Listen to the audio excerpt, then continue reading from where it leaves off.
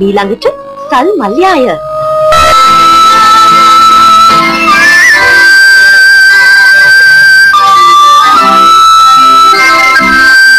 සිසිරු සෙමින් සිමින නෙත්බැල වීන සරසන ආදරෙන් ජීවිතය කියාදෙන හිත මිතුරු සුවඳයි සල්මල්යාය.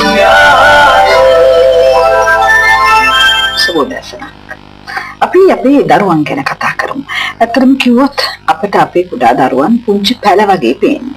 එහෙම තමයි අපි හිතන්නේ. නමුත් අනාගතයේදී පලින් බර මහා රුකක් බවට පත් කරන්නට අපි වැඩිහිටියන් දෙමව්පියන් කොතරම් වෙහෙස මහන්සි වෙනවද, කොතරම් සිහින දකින්නවද. පලින් බර මහා රුකක් බවට පත් කරද්දී අමතක කරන්න එපා දරුවාට සෞන්දර්යාත්මක සිතුවිලි වලින් පෝෂණය කරන්නත්. එවිට තමයි යහපත් පුරවැසියෙක් සමාජයට එකතු කරන්නට ඔබට මට අපට වැඩිහිටියන් හැටියට පුළුවන්කමක් ලැබෙන්නේ. අද කියන්නේ කතා බහත් අන්න එවැනි යහපත් පුද්ගලයෙක් සමාජගත කරන්නට අවශ්‍ය කරුණක් කියා විශ්වාස කරනවා. එහෙනම් සල්මල්ලේ ආරම්භ මේ සල්මල්ලේ පල්පීදන යන්නේ.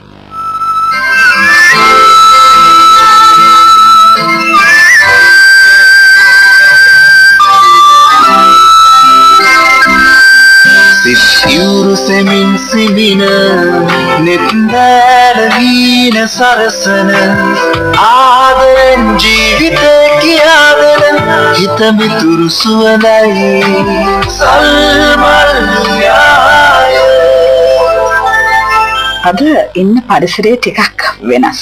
මං හිතන්නේ මොකද මේ චිත්‍ර ගැන කතා කරද්දි මට හිතෙන මට දැනන දෙයක් තමයි ගහක් ගලක් වගේ හිතක් උනත් පොඩ්ඩකට හරි සසල වෙන චිත්‍රයක් දැක්කම. මොකද ඒ චිත්‍රය කියන්නේ බොහෝ වෙලාවට මට නම් හිතෙන්නේ හදවතට කතා කරන දෙයක් කියයි. ඉතින් ඒ දේ ගැන කතා කරන්නට වැඩිහිටියෝ වගේම දරුණු පැමිණි සිටින මේ චිත්‍ර කලාවේ නිරත වෙලා සිටින සුබෝදෑසනක් රත්සේන කොඩිකාර මහත්මයා. සුබෝදෑසනක්. ප්‍රවීණ චිත්‍ර ශිල්පියෙක්, අපි දන්නේ ඉතාමත් වටිනා ගුරුවරයෙක්. ඉතින් ඒ වගේම එතුමත් එක්ක මේ කතා බහට එකතු වන්නට අනාගත පරම්පරාවත් අද සම්බන්ධ වෙලා. ඉතින් ඉස්සෙල්ලාම දියණියකින් කතාවම ආරම්භ කරමු. කලනි විජේවර්ධන දුව සුබෝදෑසන. සුබෝදෑසන. ඒ වගේම ඉෂාන් තිලකරත්න පුතා සුබෝදෑසන. පුංචි පුතෙකුත් ඉන්නවා චෙහාන් බ්ලාකුද සුබෝදෑසන. සුබෝදෑසන. ඔව් ජාතික අධ්‍යාපන ආයතනයේ හිටපු එදා චිත්‍රකලා අංශාධිපති හැටියට කොඩිකාර මහත්මයා මේ ප්‍රවීණ චිත්‍ර ශිල්පියෙක් හැටියට මම මුලින්ම දැනගන්නට කැමති දරුවෙක්ගේ මේ දරුවත් එක්ක කරන බොහොම සුන්දර කටයුත්තක් පිළිබඳව කතා කරන්න පැමිණලා සිටින මොහොතක මේ සෞන්දර්ය විෂයක් හැටියට ඔබතුමා මේ චිත්‍ර කලාව දකින්න කොහොමද? ඇත්තම චිත්‍ර කලාව කියන්නේ ප්‍රබලතම සංනිවේදන මාධ්‍යයක්. ඒක ප්‍රාග්ධාතික යුගයේ ගත්තම දඩේමෙන් ජීවත් ජනයාගාවක් මේක තියෙනවා. ඒක ඒගොල්ලෝ භාෂාවක් විදිහට භාවිත කරන කතා ළඟට ගෙන්නා ගැනීම, කතා දිනා ගැනීම, සත්‍ය ප්‍රජනන ආදී කටයුතු සම්බන්ධයි. සතුන් දබයිෂන් ගාව පිටිමුවා මෙන්න වගේ ගණනාවක් කරනකොට ඒක ඊට පස්සේ තා පොඩ්ඩක් දිවෙන යුගයට ආවට පස්සේ මිනිස්සු පටන් ගත්ත මේක අලංකරණය සඳහා ගෝත්‍රික යුගයේදී. එතකොට මල් ගහන්න ඒගොල්ලන්ගේ අර කුරුපි හාටු ගහන්න ඊට පස්සේ ඇඳුම් අඳින්න එන්නේ වගේ දේවල්. තාට්ටි කාලෙකදී ඒගොල්ලෝ ගංගානෙන් ආශ්‍රිතව ජීවත් වෙන කාලෙදී ඒගොල්ලන්ට සිද්ධ වුණා පාරිහාරික දව කියන්නේ. ධන දාන්නේ භාවිතා කරනකොට ඒ වාට යොදා ගන්නා වූ භාණ්ඩ සකස් කිරීම, සැරසිලි, සැරසුම් වගේ දේවල්.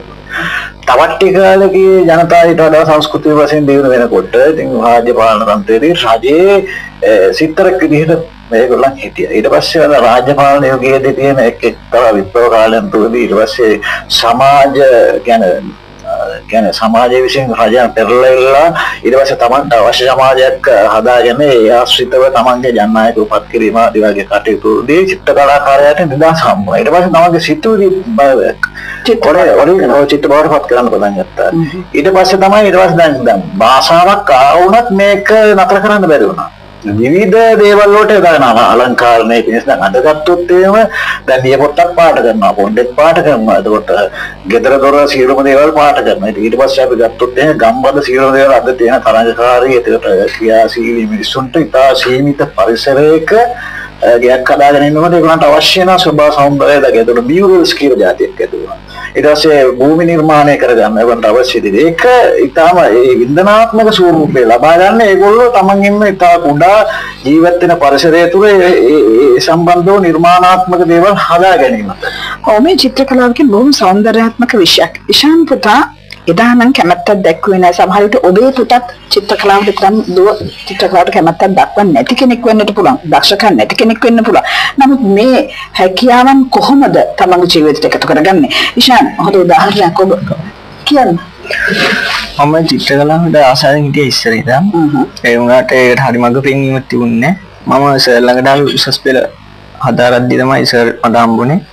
එතනදී සර් මට කියලා දුන්න චිත්‍රය කොහොමද අදින්නේ සංරචනය කරගන්නේ ඒකේ තියෙන ඩෙප්ත් එක නැත්නම් ගැඹුර ඒ වගේ දේවල් කියලා දුන්නා. එතනදී සර් මම ගොඩක් දේවල් ඉගෙන ගත්ත චිත්‍රකලාව පිළිබඳව. ඔය ඉගෙන ගත්ත දේවල් මේ ප්‍රදර්ශනයක් ඇතුළත ඉදිරිපත් කරන සියලු කටයුතු සූදානම් ඒවා තමයි මේ දකින්න ලැබෙන්නේ. මම කැමති මේ දිනෙත් එක්ක කතා කරන්න කලින් අතරම කිව්වොත් ඇඟිලි තුඩු මත රැඳෙන මේ පින්සලෙන් කරන විස්කම් ගැන කතා කරද්දී අපිට තියෙන හොඳ ඇහැ. දියණිවරුන්ට හොඳ ඇහැක් තිබෙන කොහොමද ඔබ මේ චිත්‍රකලාව දකින්නේ? මම ඉස්කෝලේ කරන විෂය වෙනස් විෂයක්. මොනවද ඉස්කෝලේ කරන්නේ? ගණිතාංශ උසස් පෙළ හදාරන්නේ. ඉස්කෝලේ ඉගෙන ගන්න රත්නපුර ෆර්ගසන් විශ්වවිද්‍යාලයේ. එතෙන්දී මනසට විවේකයක් ලැබෙන්න කියලා තමයි මම මුලින්ම මේකට ආවේ. උසස් පෙළ පන්තියේ තමයි සර්ගාවට ආවේ. එතෙන්දී දැන් ගානක් හදලා මහන්සි වුණාම කරන්නේ කෙලිම චිත්‍රයක් අඳින එක. ඇත්තටම මනසට විවේකයක්. ඒ හින්දා තමයි චිත්‍රෙන් හදවතට ගොඩක් දේවල් දැනෙනවා. ඒ දෙයට ආස කරන හින්දා චිත්‍ර ඉගෙන ගන්නවා. දරුවන් වෙනත් සිතුවිලි වලට යොමු වෙන්නේ මේ චිත්‍රකලාව හරහා යොමු වුණාම කොටිකාර මහත්මයා. ඇත්තටම කිව්ව දරුවන්ට හික්මීම, රසාස්වාදය මේ හැම දෙයක්ම මේ සෞන්දර්ය විෂය තුල ලැබෙනවා. මොකද මම එහෙම කියන්න විශේෂ හේතුවක් හැටියට හඳුන්වා දෙනවා. ඔබතුමා ජාතික අධ්‍යාපන ආයතනයේ මේ දරුවන් වෙනුවෙන් මේ චිත්‍රකලාව පිළිබඳ විෂය නිර්දේශය ඉදිරිපත් කරන බොහොම වෙහෙස මහන්සි වූ කෙනෙක් ගෙවි ගිය කාලේ පුරාටම. දරුවන් එක්ක වැඩ කටයුතු කරද්දී බොහොම පරිස්සමින් කරන්න ඕනේ. කොහොමද මේ විෂය දරුවන්ගේ ජීවිතවලට එකතු කරන්න ඔබතුමා ගත උත්සාහය? අද බොහොම ප්‍රශ්න මොකද දරුවන්ගේ කටයුතු කිරීමේදී මම සාක්ෂි වශයෙන් වෙනත උදාහරණ වශයෙන් පෙන්වන්න එක ජෝඩුවක් පාගාට ප්‍රධාන පෙළේ කොළඹ ඉස්කෝලේ මම උගන්වද්දී ඊට ඇවිල්ලා කිව්වා සර් එක්ක යන්න ඕන ගෙදර කියලා. මම කිව්වා එන්නම් කියලා. ඇවිල්ලා ඒගොල්ලෝ ලොකු පවුලක් ඊට පස්සේ කොළඹට ගෙදරකට එක්කන් ගිහලා සර් එක්ක ආපු කාරණේ දන්නවද කියලා. මම කිව්වා දන්නේ නැහැ. පස්සේ සර් මම දොස්තර කෙනෙක්. මේ මගේ බිරිඳ ඉංජිනේරු කෙනෙක්. මම ප්‍රයිවට් ප්‍රැක්ටිස් කරලා හැන්දෑව ගෙදරට එනවා. ගෙදරට ආපුවම මගේ දරුවා වගේ බෙල්ලෙනවා කොහේ හරි කියන්නේ. ඒක අපිට කන්න විදියකුත් නැහැ. කොහේ හරි ගිහලා පීසා හට්ටේකින් අර ඔය කාලා එනවා. ආයෙත් ඊට පස්සේ ඒ ජීවිතේම ඒකාකාරී ජීවිතේ ගේ වෙනවා. දැන් මේ ශ්‍රාවට පස්සේ මේ ළමයි හැන්දෑව ෂර්ට් උගන්නන්න පටන් ගන්න. ඊට පස්සේ අපි අඬ ගැහුවත් ඒක කියන මට මේ නිර්මාණයක් තියෙනවා. ඒක කරන්න ඔයගොල්ලෝ ගිහිල්ලා එන්න කියලා. දැන් පුදුම වෙනසක් ඇති වුණා දරුවට විතරක් නෙමෙයි අපිටත් මේ චිත්‍ර කලාව කියන එක ඉගෙනනවා. ඉතින් ඒ වගේම මට කියන්න තියෙන මොකද වින්දන ශක්තිය වර්ධනය, විචාර බුද්ධි වර්ධනය, යහපත් ආකල්ප වර්ධනය, නිර්මාණ ශක්තිය වර්ධනය මේ සියලුම දේවල් දරුවට ලැබෙන්නේ මෙන්න මේ වගේ නිර්මාණාත්මක විෂයන් තුන. ඒ කියන්නේ ආශාවෙන් ඉගෙන ගන්න විෂයක්. ඒ දරුවා ඒකට හරි කැමති. ඒ වගේ ඉවසීම, සංයමය, ආවේග පළවාරි දැන් මාගාවට ඇවිල්ලා හොඳට පොර කරන රම්මෙන් ළමයි. මේ වැඩේ කිරීම තුළ පුදුම ඉවසීම දෙමව්පිය මට ඇවිල්ලා කියන කතාවක් මේ කියන්නේ. මම දකින්නව නෙවෙයි. උනක් කියන පුදුම මේක ඇත්තටම මේක ඉන්නේ මේ භාවනාවක් වගේ විෂයක්.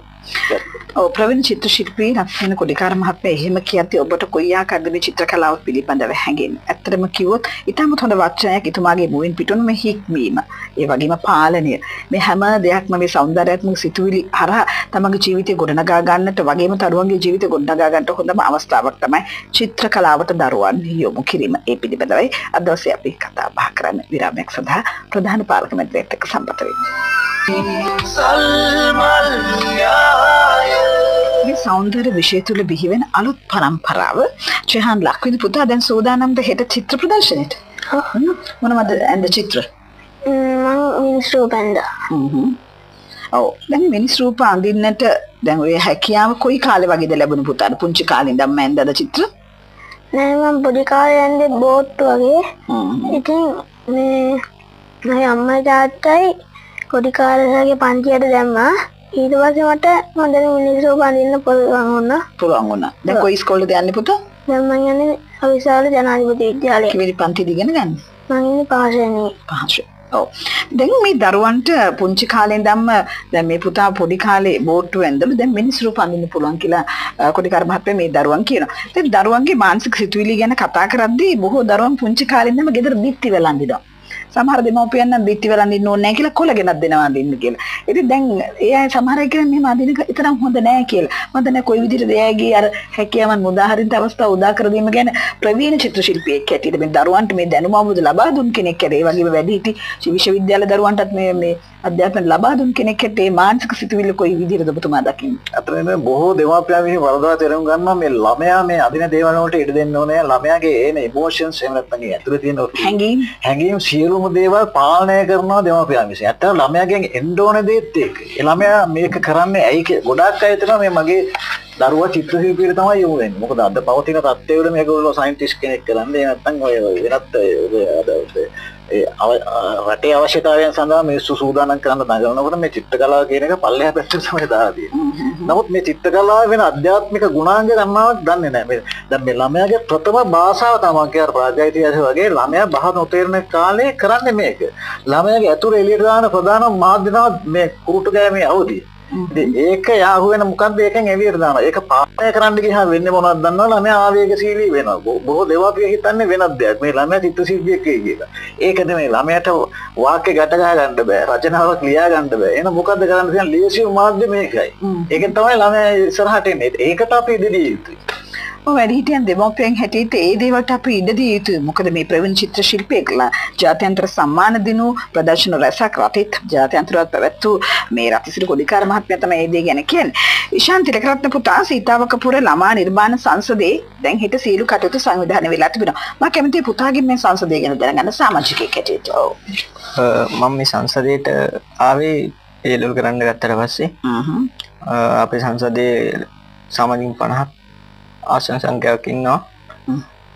මේ දෙවෙනි ප්‍රදර්ශනය පළවෙනි ප්‍රදර්ශනයේදී මම ඉදිරිපත් වුණේ සංසදයේ හෙට අවිස්සාවේල නගර ශාලා ශ්‍රවණාගාරයේදී තමයි මේ චිත්‍ර ප්‍රදර්ශනය පැවැත්වෙන චිත්‍ර කලා ප්‍රදර්ශනය. කල්නිදුව දැන් චිත්‍ර කොපමණ ප්‍රමාණයක් මේ ඔබ සංසදයේ සමාජිකයෙක් හැටියට කොපමණ ප්‍රමාණයක් හෙට ප්‍රදර්ශනය සඳහා ඉදිරිපත් කරලා තියෙනවද? ළමයි 50ක් විතර ඉන්න සංසදේ හැමෝගෙම චිත්‍ර 10ක් විතර ඉදිරිපත් වෙනවා. මේ තෙල් සායම් මාධ්‍යෙන් කරපු චිත්‍රත් තියෙනවා. පැස්ටල් මාධ්‍යෙන් දෙකම තියෙනවා. ඔව්. මම කැමති කොටිකාර මහත්මයා මේ දරුවන්ට මේ මාධ්‍ය තෝරා ගැනීමේදී කියන තෙල් සායම් පැස්ටල් වලින් මේ ආකාරයෙන් චිත්‍ර නිර්මාණ ඉදිරිපත් කිරීමේදී දැන් දරුවන්ගේ අතහුරු වෙන්න ඕනෑම ආකාරයකින් චිත්‍ර අඳින්න. කොයි විදිහට දරුවෝ ඒ සඳහා යොමු කරනකොට තෙල් සායම් විතරක් නෙවෙයි, දිය සායම් විතරක් නෙවෙයි, පැස්ටල් විතරක් නෙවෙයි. ලෝකේ ප්‍රධානම මාධ්‍ය වෙලා තියෙන්නේ චිත්‍ර කලාවේ මේ තෙල් සායම් කරන්නේ. නමුත් පාසල් දරුවාට ඒ කියන්නේ පොඩ්ඩෙන් පොඩ අපි ධර්මයේ ඉගෙන ගන්න නම් පොඩි පහළ පන්ති වල සිට යන්න ඕනේ ධර්මය හදා ගන්න ඕනේ. ඒ වගේ ඒ උසස් තැනට යන්න නම් අපි ආයුත්තේ ඊටාම පහළ මට්ටම ප්‍රාථමික මට්ටම. ඒ නම් ප්‍රාථමික ද්‍රව්‍යයන් පවා අපිට හුරු වෙන්න වෙලා තියෙනවා. අපි ඕකට කියන්නේ හසුරු කුසලතාවය කියලා අධ්‍යාපනයේදී.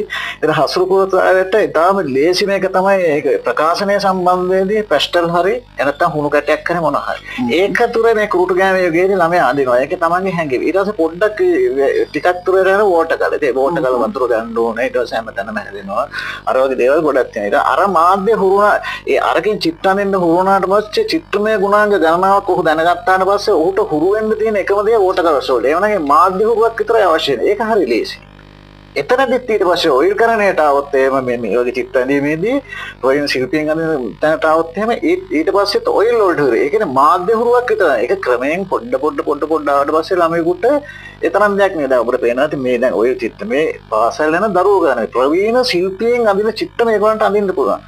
හරියට උපක්‍රමශීලී වෙනත ගුරුවරයෙක් වශයෙන් උපක්‍රම යොදලා ඉගන්නේ මේ කටයුතු සඳහා තමාගේ උපක්‍රම හරියට කරොත් එහෙම ඒ දරුවා හොඳට ඉහළට යන්න පුළුවන්. මේ ඉන්න ශිල්පීන් ගන්නවා මේ ළමා ශිල්පීන් ජාත්‍යන්තර වශයෙන් තෑගි දෙනපුවයි. ජාතික වශයෙන් තෑගි දෙනපුවයි. කොහොමද එතනට ගන්න කියන එක අපි අවබෝධ කරගත්තොත් ඒක ඊතරම් ප්‍රශ්නයක්.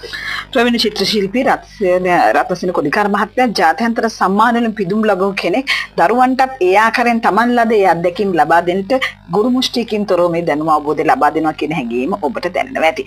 දැන් ඔබතුමා රටවල් රැසක සංචාරය කරලා මේ දැනුම අවබෝධය විවිධ රටවල සේවා කරලා ලබා දුන් කෙනෙක් වගේ මිනිසුන්ගේ සුහදතාවය කියන දේ ගැන හොඳින් දැනෙන හැඟෙන පුද්ගලෙක් හැට තමයි ඔබතුමා මා හඳුන්වා දෙන්නේ. ඒ නිසාම වෙන්නේ නැති මට මතකයි උතුරු නැගෙනහිරේ දරුවන්ට පවා මේ දැනුම අවබෝධය ලබා දෙන්නට අවස්ථාවක් උදා කරගත්තා. ඒ ගැන කතා කළ යුතුමයි.